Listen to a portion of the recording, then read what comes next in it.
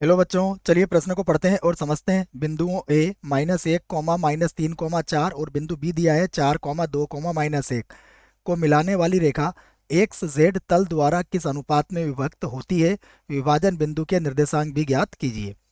प्रश्न को हल करने से पहले हम प्रश्न के लिए मुख्य अवधारणा यहाँ पर लिख लेते हैं। तो प्रश्न के लिए मुख्य अवधारणा जिसकी सहायता से हम इस प्रश्न को हल करेंगे। मुख्य अवधारणा में हम विभाजन बिंदु के निर्देशांक को लिखेंगे। मैं इसको पूरा यहाँ पर समझा देता हूँ। मान लीजिए हमारे पास कोई बिंदु ए है जिसके निर्देशांक है x1, y1, z1 तथा बिंदु बी है जिसके निर्देशांक है x2, y2 और z2। तब तब ए बी को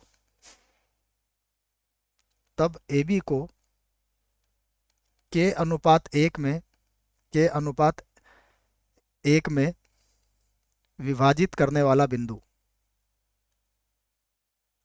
विभाजित करने वाला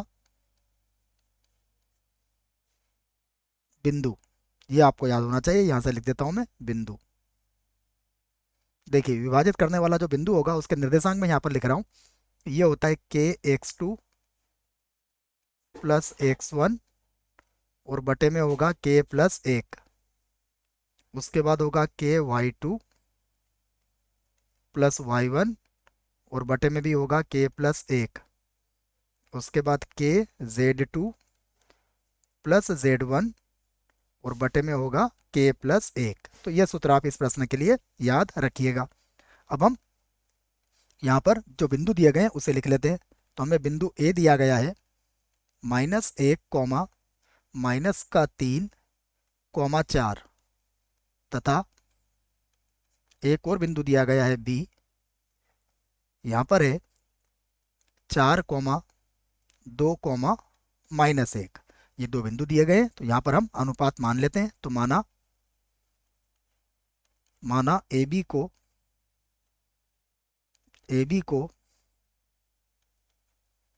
एक्स जेड तल लेमड़ा की जगह के अनुपात 1 लिखा है बच्चों, तो के से ही कर लेते हैं इसको। लेमड़ा अनुपात 1 भी मान सकते हो आप, लेकिन हम के अनुपात 1 से ही करेंगे। एक्स जेड तल के अनुपात 1 के के अनुपात में विभाजित करता है विभाजित करता है ये हमने मान लिया कि ए बी जो है, ए बी को एक्स जेड तल जो है वो के अनुपात 1 के अनुपात में विभाजित करता है। अब देखिए, यदि हम बिंदु की बात करें तो अब हमें बिंदु क्या मिलेगा। तो बिंदु हो जाएगा विभाजन बिंदु। पूरा लिख देता हूं मैं यहाँ पर, विभाजन बिंदु। एक सेकंड बच्चों, इसको मिटा देते हैं, फिर विभाजन बिंदु लिखते हैं यहाँ पर। तो विभाजन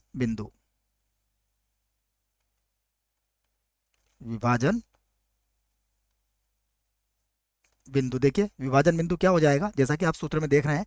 यहाँ पर बनेगा हमारे पास के x2, अर्थात ये हो जाएगा 4 के, है ना। इसको मैं x1, इसको y1, इसको z1, इसको x2, इसको y2 और इसको z2 मान के सूत्र लगा रहा हूँ। तो ये बनेगा 4 के प्लस कितना हो जाएगा, -1।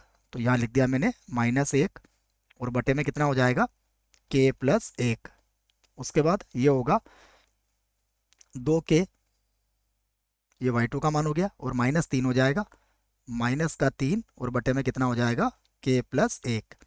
उसके बाद फिर होगा -1 गुणा के, तो -के हो जाएगा और इधर +4 हो जाएगा, और बटे में कितना हो जाएगा, के प्लस 1।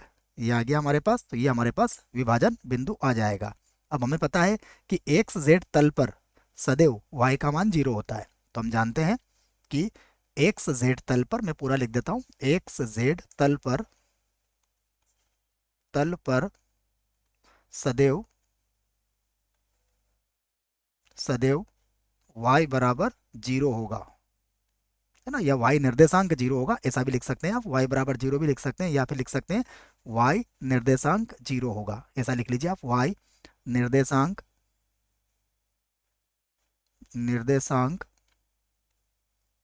0 होगा या शून्य होगा, शून्य होगा। तो यहाँ पर जो y निर्देशांक है वो हमारा कितना है, 2k-3/k+1, ये हमारा किसके बराबर हो जाएगा, शून्य के बराबर हो जाएगा। तो ये हो जाएगा 2k-3 और बटा k+1, ये किसके बराबर हो गया, 0 के बराबर हुआ। तो यहाँ से 2k-3 बराबर 0 हो जाएगा। तो k का मान कितना आ जाएगा, यहाँ से k बराबर आ जाएगा 3/2। तो यहाँ पर हमें अनुपात मिल चुका है, हम लिख लेते हैं अतः अनुपात क्या आया, 3:2 होगा। तो ये हमारा एक उत्तर हमने दे दिया है। अब हमें विभाजन बिंदु चाहिए, तो यहाँ पर फिर से लिख देता हूँ मैं, विभाजन बिंदु, विभाजन बिंदु। तो विभाजन बिंदु में मान रख देते हैं हम। देखिए सबसे पहले हम बात करेंगे हमारा कि 4k-1 है, तो मैं यहाँ लिख दूंगा 4 गुणा k का मान कितना है, k का मान है 3/2, उसके बाद माइनस कितना है, -1, -1 लिख दिया मैंने, और बटे में कितना होगा, बटे में होगा 3/2 और +1 हो जाएगा, कॉमा y निर्देशांक तो 0 ही होगा क्योंकि ये तो हमने पहले ही ज्ञात कर लिया है। उसके बाद माइनस का k+4, तो माइनस का k अर्थात माइनस का 3/2 प्लस का 4, और बटे में कितना आ जाएगा, बटे में होगा 3/2 और प्लस का 1 हो जाएगा। फिर से लिखते हैं इसको, या लगा लेते हैं और फिर से इसको लिख लेते हैं। देखिए तो लघुत्तम तो 2 से 2 कट जाएगा, ये कितना है, देखिए ये होगा 12, या फिर यहाँ से काट दिया बच्चों 2 से, फिर लघुत्तम में दिक्कत आएगी तो आप एक काम करें लघुत्तम में ले लीजिए। देखो ये तो होगा 12, 12 में से 2 जाएगा तो कितना बचेगा, 10/2, तो /2 लिखने की जरूरत नहीं है। और यहाँ पर देखिए इसका लघुत्तम लेंगे तो ये कितना आएगा, 5/2, तो बटे में कितना लिख देंगे हम, यहाँ पर 5, और कॉमा कितना आ जाएगा यहाँ पर 0, ये लिख दिया हमने। उसके बाद यहाँ पर देखिएगा ये होगा हमारे पास, जब हम इसका लघुत्तम लेंगे, देखो ये तो 0 हो गया हमारे पास, और लघुत्तम लेंगे तो ये 8, 8 में से 3 जाएगा, कितना बचेगा, 5, 5/2, और लघुत्तम से लघुत्तम काट ही देंगे, ये भी कितना हो जाएगा, 5/2, अर्थात यहाँ भी मैंने 5 लिख दिया। अब इसको आगे लिख लेते हैं, या लगा के 10 से 5 कट जाएगा 2 बार, ये हो जाएगा 0, और यहाँ पर हो जाएगा 1। तो ये हमारा एक और उत्तर यहाँ पर आ चुका है। दोनों ही उत्तर हमने दे दिए हैं। आशा करता हूँ आपको इस प्रश्न का उत्तर समझ में आया होगा। धन्यवाद।